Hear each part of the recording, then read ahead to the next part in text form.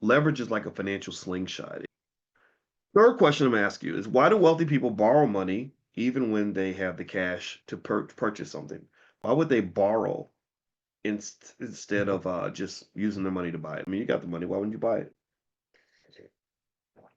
People like Elon Musk or Donald Trump or some of the other wealthy people out here, they don't ever spend their own money for anything. They borrow. They'll put a little bit of their own money in there, maybe, if they have to, but the rest they'll borrow because of this thing called leverage.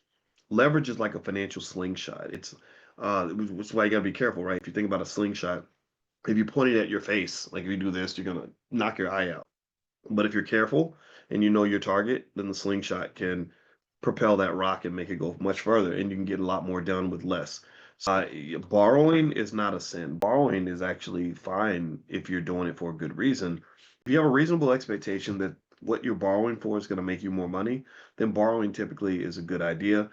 But you want to be really careful with debt. You have to respect debt the same way you respect fire, or the same way you respect a car. You know, when I was explaining to our youngest how to drive, I was saying, look, a car can be your greatest asset or your greatest liability.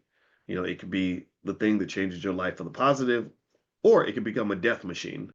And so you got to respect the vehicle, right? And so with debt, it's a financial vehicle.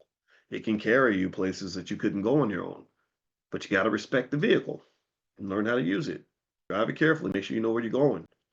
Don't waste energy. Don't take on debt for any silly reason. And that's where debt becomes very toxic and very problematic.